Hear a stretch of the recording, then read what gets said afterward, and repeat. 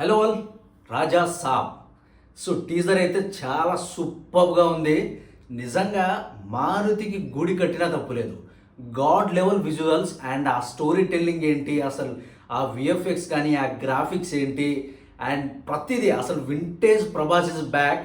So సింపుల్గా చెప్పాలంటే one of the finest teaser in recent times అని చెప్పొచ్చు. సో చాలా రోజులుగా ప్రభాస్ గారిని ఇలా చూడాలి అని చాలా మంది కలలు కన్నారు. అండ్ ఫైనల్లీ మారుతి గారైతే ఆయనని మనం ఎలా అయితే చూడాలనుకున్నామో అలానే చూపించాడు. సో ఒక మిర్చిలో ఎలా ఉంటారు, ఒక డార్లింగ్లో ఎలా ఉంటారు, సో ఆ వైబ్ అయితే డెఫినెట్గా ఈ రాజాసాబ్ టీజర్ అయితే ఇచ్చింది.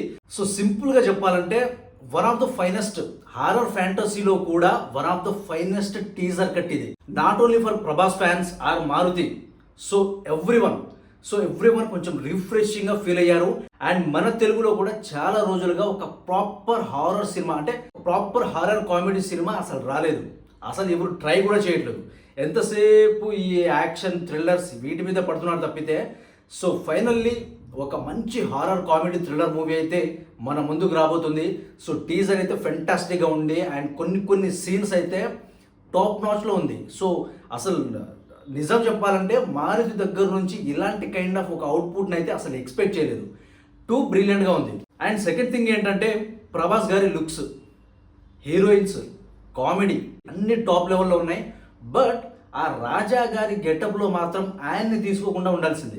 సో మేబీ మన తెలుగు టాప్ హీరోల్లో ఎవరినైనా తీసుకొని ఉంటుంటే ఆ క్యారెక్టర్కి ఉన్న వాల్యూ ఇంకా బాగా పెరిగి అసలు చాలా సూపర్గా వర్కౌట్ అయ్యేది అనిపిస్తుంది నాకు. ఎందుకంటే సో టీజర్లో మనకు చూపించిన దాని ప్రకారం ఒక రాజు, అతను ఒక దయ్యంలో మారిపోయి అందరినీ, అంటే తన కోటను కాపాడుకోవడానికి అందరినీ చేస్తూ ఉంటాడు అనమాట. సో ఆ ప్రాసెస్లో ఆ రాజాకున్న రాజసం కానీ ఆయనకున్న రాయల్టీ కానీ టాప్ లెవెల్లో ఉన్నాయి.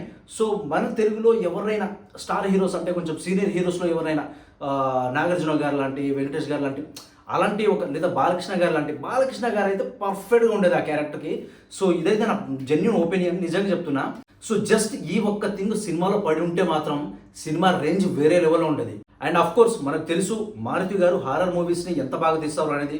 సో ప్రేమకథ చిత్రంలో హారర్ ఎలిమెంట్స్ అండ్ కామెడీ చాలా సూపర్గా ఉంటాయి. ఈ మూవీలో కూడా అవన్నీ కూడా ఆయన కొంచెం గ్యాదర్ చేసి చాలా బాగా ప్రిపేర్ చేసి ఉంటున్నారు. అండ్ సినిమా అయితే సక్సెస్ అని నేనైతే ఫిక్స్ అయిపోయా. Definitely out and out blockbuster మూవీలా ఉంది. సో టీజర్ మీకు ఎలా అనిపించింది అనేది కింద కామెంట్ చేయండి. నాకైతే పిచ్చిగా నచ్చేసింది. సో ఒక యావరేజ్ ఆడియన్స్కి ఎలా అయితే కావాలో మేకర్స్ కూడా అలానే మనకి ఇచ్చారు. సో మీ ఒపీనియన్ ఏంటి టీజర్ మీద, మీకు నచ్చిందా లేదా అనేది కింద అయితే కామెంట్ చేయండి.